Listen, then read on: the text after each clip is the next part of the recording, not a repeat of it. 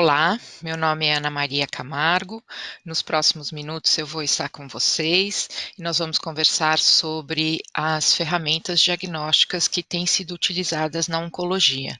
Essa é uma área que tem crescido bastante, com muitas novidades, e hoje, especificamente, nos próximos minutos, nós vamos falar sobre os painéis somáticos, os painéis germinativos e as biópsias líquidas. Mas é importante a gente saber por que o diagnóstico molecular ele tem um papel tão importante na oncologia.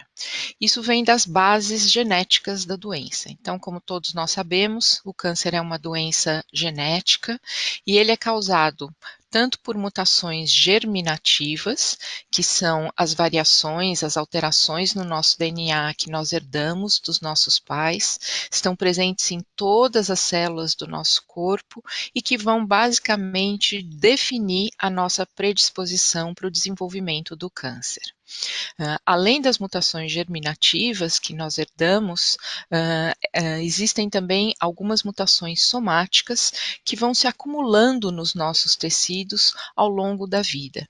Essas mutações elas se acumulam pela exposição a agentes mutagênicos externos, como a luz ultravioleta, o tabaco, ou simplesmente o resultado do metabolismo celular que gera uma série de radicais reativos que vão alterar o nosso DNA. Essas mutações elas vão estar presentes e restritas às células de um determinado tecido. E são essas mutações aquelas que vão efetivamente promover a transformação celular de uma célula normal para uma célula maligna. Então, de uma forma geral, os testes que são utilizados, os testes moleculares que são utilizados na oncologia, eles podem ser divididos em duas grandes categorias. Os testes que vão, então, detectar as alterações germinativas, que vão definir a nossa predisposição para o desenvolvimento do câncer e permitir, então, o diagnóstico de síndromes de câncer hereditário, e os testes moleculares que são utilizados para detectar alterações somáticas em um determinado tecido, no tumor, a gente está falando do tumor aqui, e esses testes são utilizados para a gente detectar tanto alterações somáticas como alterações no padrão de expressão dos genes daquele tecido. Os painéis somáticos têm uma maior aplicação na clínica, nós vamos detalhar isso mais para frente, mas o que é importante então é fixar aqui que nós temos dois tipos de testes moleculares na oncologia. Os que detectam alterações germinativas e os que detectam as alterações somáticas. As metodologias que são utilizadas para esses dois testes são muito semelhantes e também nós vamos discutir mais para frente. O que é diferente entre esses dois tipos de testes é o material que se utiliza para realizar os testes. Então, para a detecção de mutações germinativas, nós utilizamos o sangue ou a saliva, uma vez que essas mutações estão presentes em qualquer célula do nosso corpo. Então, basicamente, nós podemos usar qualquer tipo de célula e o que se usa, na verdade, na prática, é o sangue ou a saliva. Já para a detecção das mutações somáticas, nós precisamos, então, do tecido. Essas mutações, como eu mencionei, elas ocorrem no tecido tumoral, então nós precisamos do tecido tumoral, seja preservado em parafina ou mesmo o material fresco da cirurgia.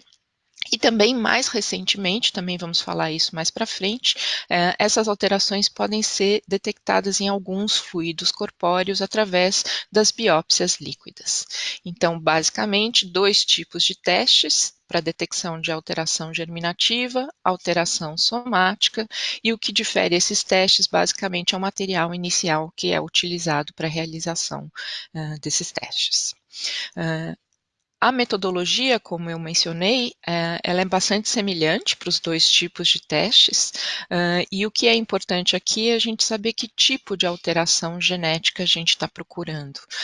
Os testes vão variar de acordo com o tipo de alteração genética. Então, basicamente também, de forma bastante simplificada, as alterações genéticas presentes nos tumores podem ser divididas em dois grandes grupos: as alterações genéticas propriamente ditas, que afetam a sequência de nucleotídeos do DNA, do nosso material genético, a sequência de nucleotídeos e a estrutura da molécula de DNA. e as alterações epigenéticas, que são alterações capazes de alterar o padrão de expressão dos nossos genes, nos nossos tecidos, mas que não afetam diretamente a sequência e a estrutura do DNA. E para cada um desse tipo de alteração genética ou epigenética, nós temos metodologias um pouco diferentes. Então, para se escolher o tipo de teste genético, a metodologia, é muito importante saber qual é o tipo de alteração genética que você está procurando. Então, as alterações genéticas no câncer, elas podem ser também divididas em dois grandes grupos. As alterações gênicas, que vão afetar os genes especificamente, que são mutações pontuais, alterações pequenas de uma única base no DNA, ou pequenas inserções e deleções de bases, ou alterações maiores, que afetam uma maior proporção do genoma, que são as alterações cromossômicas. Essas alterações cromossômicas, elas podem alterar a estrutura dos cromossomos, como as translocações, as deleções e as amplificações, ou elas podem ser alterações numéricas, que vão alterar o número de cromossomos, através do ganho ou da perda de um determinado cromossomo. Além, então, das alterações genéticas, nós temos as alterações epigenéticas. Existem várias alterações epigenéticas, mas de relevância clínica, a mais importante é a metilação do DNA. Então, a metilação do DNA, ela não vai alterar nem a estrutura, nem a sequência do DNA, portanto, ela é uma alteração epigenética, e o que vai ser adicionado é uma modificação em uma das bases do DNA, que é a adição, então, desse grupo metil, numa citosina, que é uma das bases do DNA. Então, essa modificação, ela ocorre basicamente nas sequências de DNA que regulam a expressão de um determinado gene. E quando ocorre a metilação desse DNA, você tem toda uma conformação da cromatina e o que ocorre é o silenciamento daquele gene. Então, por exemplo, um exemplo clássico de metilação ocorre em gliomas e é utilizado, então, para definir a terapêutica desses tumores. Então, as metodologias que são utilizadas no diagnóstico molecular, na oncologia, são muitas, e vai depender muito do tipo, então, como eu mencionei, do tipo de alteração genética ou epigenética que nós estamos buscando. Então, tradicionalmente, se utilizou bastante o sequenciamento Sanger ou o sequenciamento tradicional do DNA, foi uma das primeiras metodologias. Isso foi substituído pelo pirossequenciamento em algum momento. Nós temos uma série de metodologias, talvez as duas mais conhecidas, o MPLA e o FISH, para a gente detectar as alterações cromossômicas. O PCR é bastante utilizado e ele permite aqui detectar, como vocês podem ver, uma ampla gama de alterações genéticas, epigenéticas. Os microarrays também são utilizados e mais recentemente, então, o que tem realmente emergido nessa área de diagnóstico molecular na oncologia é o sequenciamento de última geração. Então, existem várias metodologias, cada uma dessas metodologias tem sua particularidade e especificidade na detecção dessas alterações, e o sequenciamento de última geração, né, aqui a sigla se refere a Next Generation Sequencing, é a metodologia que tem emergido, então, como talvez a metodologia que nós vamos utilizar nos próximos anos para o diagnóstico molecular. Então, a escolha da metodologia vai depender do tipo de alteração e também do número de genes investigados. Quando você tem um número menor de genes a serem investigados, você pode utilizar, por exemplo, o sequenciamento tradicional ou o pirossequenciamento. No entanto, quando você quer olhar para um painel mais ampliado, como nós vamos ver nos próximos slides, a ideia, então, é que você comece a utilizar o sequenciamento de última geração. E quando eu digo que essa é a metodologia que vai ficar, talvez, para os próximos anos e vai ser a mais utilizada, é porque também ela permite a detecção de todos os tipos de alterações que nós vemos nos tumores. Então, é uma metodologia bastante completa. E o importante do Next Generation Sequencing é que o custo do sequenciamento, a partir do desenvolvimento dessas metodologias de última geração, ele caiu drasticamente na última década. Então, nós temos aqui esse gráfico que mostra o custo do sequenciamento entre 2000 e 2010. Então, aqui um número absolutamente alto no início do desenvolvimento dessas tecnologias, mas que num período de 10 anos caiu absurdamente, né? Então, hoje nós conseguimos sequenciar o genoma humano completo com $1.000.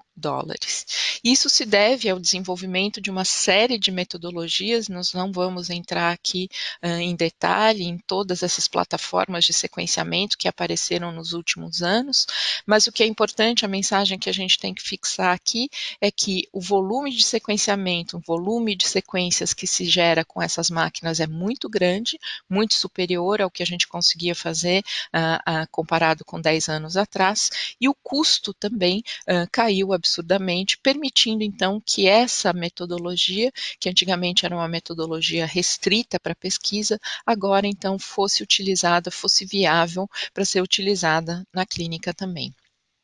Então, voltando aos testes moleculares em oncologia, nós vamos falar primeiro, então, dos testes voltados para a detecção de alterações germinativas, que são, então, novamente, repetindo, os testes para avaliar a predisposição de determinado indivíduo a desenvolver câncer e o diagnóstico de síndromes hereditárias. Então, a predisposição genética ao câncer, ela é causada por alguns genes já bastante caracterizados para alguns tipos de tumores.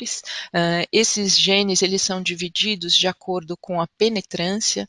A penetrância, na verdade, é a porcentagem de indivíduos que, carregando uma determinada mutação num determinado gene, vão efetivamente desenvolver a doença, né? A chance daquele indivíduo desenvolver a doença. Então, nós temos genes de alta penetrância, os exemplos mais conhecidos são os genes de predisposição ao câncer de mama hereditário, ao câncer de cólon hereditário, né? A síndrome de Li-Fraumeni também.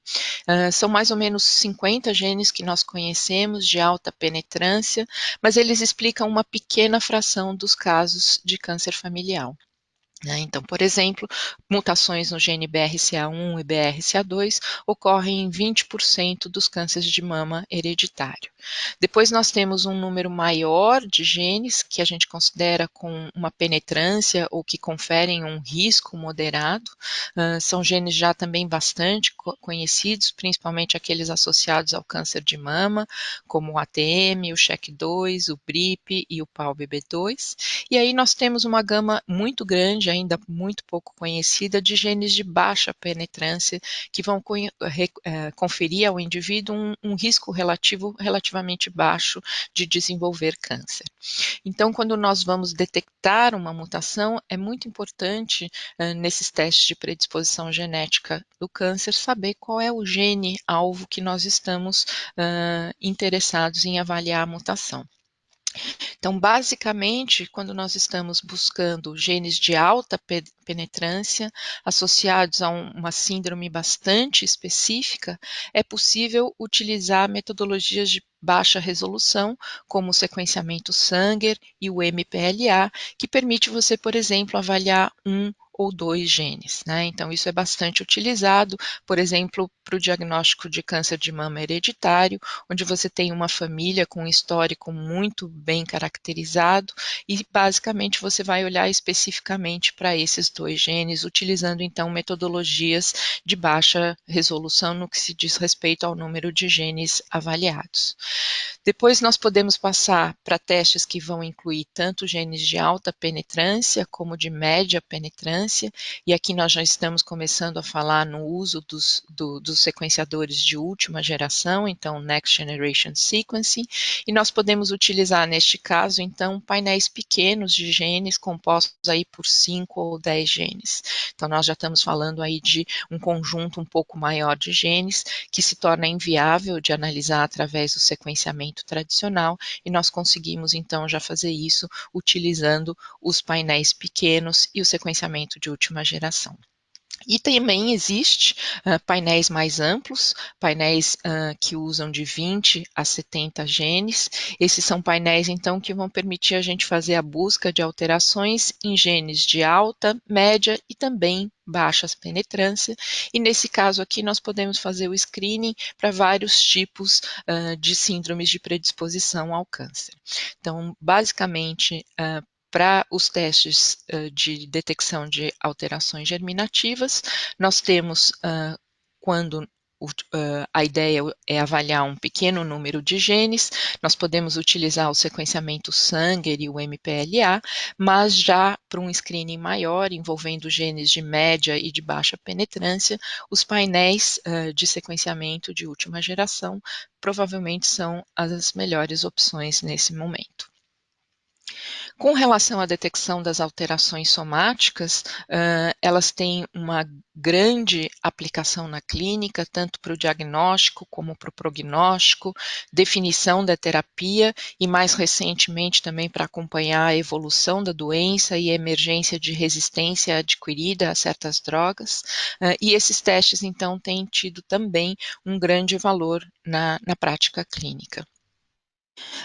Um exemplo clássico de teste molecular, que já é bastante utilizado, é o teste utilizado para câncer de mama, onde, com base no padrão de expressão de mais ou menos 50 genes, nós conseguimos classificar os tipos de câncer de mama basicamente em 5 tipos moleculares. Então, esse é um teste, um exemplo de teste molecular já utilizado na clínica para diagnóstico e classificação molecular dos tumores.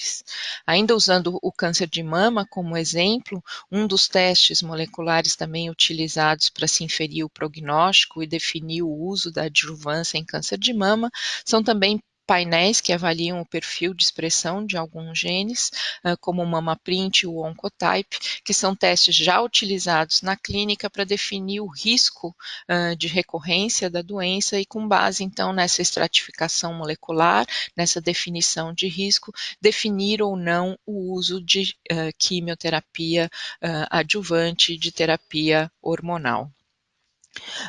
Além desses testes, então, que são utilizados para diagnóstico, prognóstico, existem os testes que são utilizados para definição de terapia. E aqui talvez seja a área que mais cresce no diagnóstico molecular em oncologia. Então, nós temos o que a gente chama de companion markers, que são a avaliação de um único alvo para definição de terapia. O exemplo talvez mais clássico para tumores sólidos seja a superexpressão de ERBB2, que geralmente na clínica é feita através da técnica de FISH, e isso, então, a presença dessa alteração no tumor vai ser, então, uma informação importante para definir o tratamento, utilizando, então, os inibidores de ERBB2 na clínica, que tem mostrado, obviamente, resultados muito bons e impactado o tratamento dessa doença de uma forma bastante significativa. Mas o número de drogas disponíveis é cada vez maior. Avaliar um número grande de mutações tem sido necessário para definir o tratamento, definir a escolha do tratamento. Isso é bastante exemplificado hoje no tratamento do câncer de pulmão. Então, isso leva à necessidade de testes mais abrangentes para você definir, então, o que se passou a chamar do perfil mutacional do tumor. Então, você não vai simplesmente olhar para um gene e uma droga-alvo, mas você vai realizar um teste que vai te permitir avaliar alterações num conjunto maior de genes e definir, então, um tratamento com um leque maior de drogas-alvo disponíveis. Isso, então, é a base da medicina de precisão. Então, a medicina da precisão ela é baseada no diagnóstico molecular do câncer. A partir dessas informações moleculares do tumor, a gente começa, então, a identificar características particulares daquele tumor que tem um impacto terapêutico e começa-se, então, a estratificação desses pacientes usando terapias personalizadas de acordo com a informação molecular. Então, para esses testes que são bastante utilizados na clínica, nós temos basicamente dois tipos de painéis. Os painéis pequenos ou os painéis de hotspot, eles são utilizados, na maioria dos casos, para guiar a terapia padrão para aquele tipo de câncer, né, standard of care. Eles geralmente usam metodologias de enriquecimento das regiões correspondentes aos genes de interesse através de amplificação por PCR, e são painéis, então, pequenos, que exigem uma baixa quantidade de DNA. Esses painéis têm uma complexidade de execução relativamente pequena, não é necessário um grande recurso de bioinformática, e ele tem um uso limitado para alguns tipos de alterações, principalmente o que tem sido bastante utilizado hoje para guiar a imunoterapia, que é a carga mutacional. Nós temos também, cada vez mais em uso, os painéis amplos, e aí a gente está falando da avaliação de centenas de genes, entre 300 e 400. Esses painéis geralmente são solicitados num cenário de doença metastática avançada. As metodologias que permitem, então, a análise de um número maior de genes são um pouco diferentes. Nós não utilizamos mais o PCR, nós utilizamos uma metodologia de captura das regiões de interesse por hibridização. É um teste que exige maior quantidade de DNA, então nós precisamos ali de uma peça bem preservada, com uma representatividade maior de células tumorais.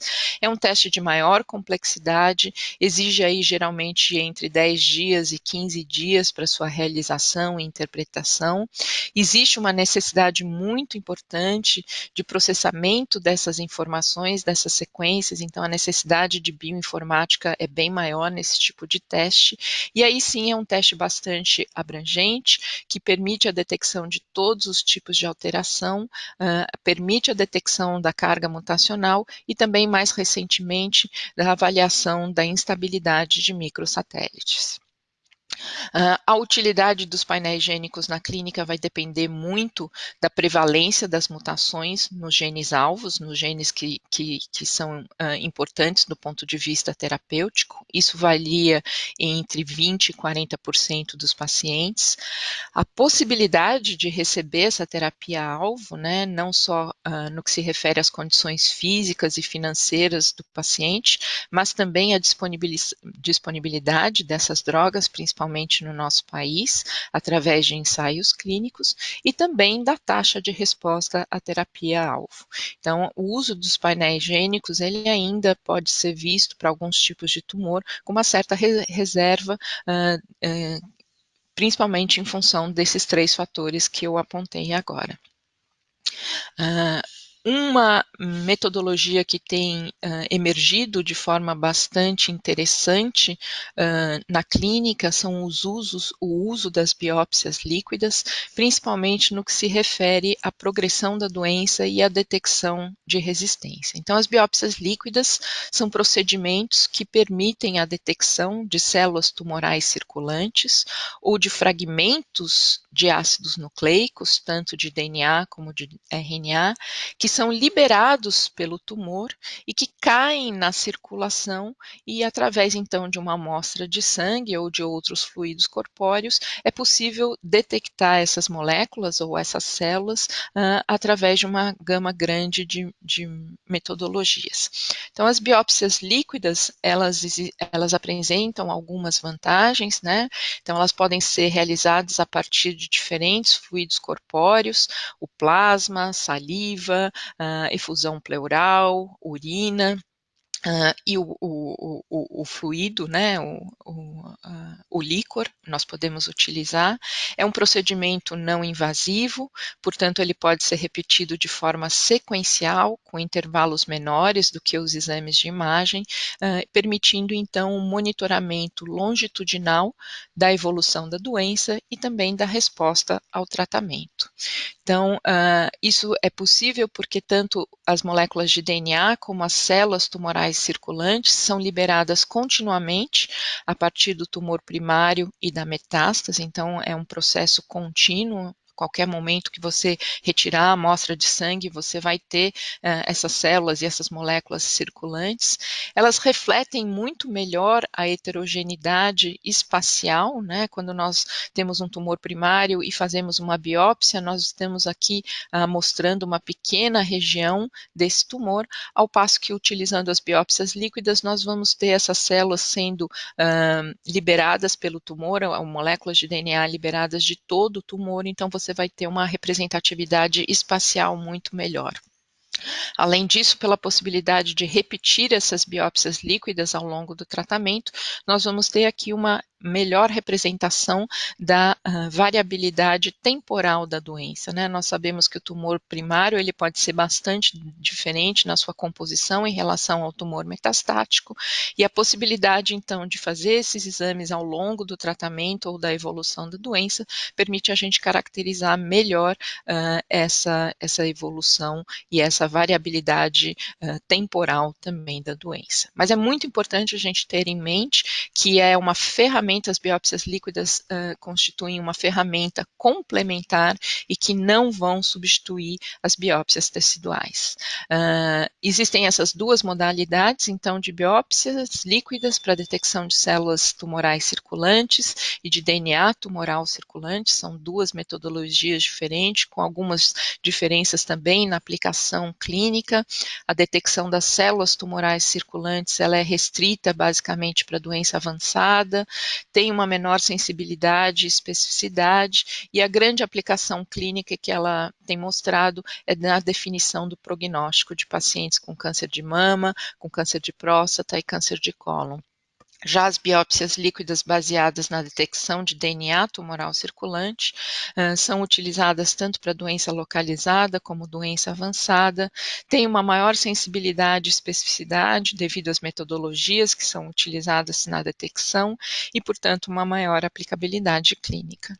Então, finalizando, aqui nós temos algumas dessas aplicações. Acho que biópsia líquida é um campo que tem crescido muito. A gente poderia falar mais 20 minutos só sobre a biópsia líquida, mas resumidamente ela pode ser utilizada no diagnóstico e na detecção precoce da doença, na definição de prognóstico, na definição de terapia, na definição da doença residual após um tratamento teoricamente curativo, na detecção de recidiva da doença e também no monitoramento de resposta e resistência adquirida.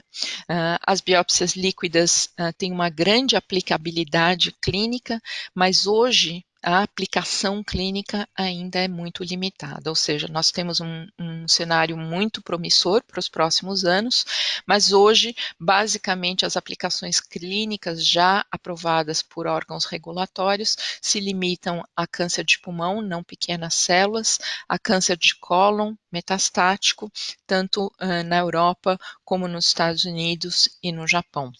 Então, talvez os testes mais conhecidos de biópsia líquida sejam os testes para detecção de mutação no receptor EGFR, que é bastante utilizado para definição de tratamento de câncer de pulmão não pequenas células.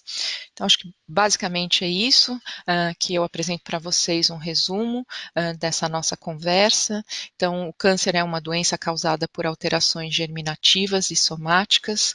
As germinativas determinam a nossa predisposição ao câncer, as somáticas causam a transformação celular e elas podem ser tanto genéticas como epigenéticas.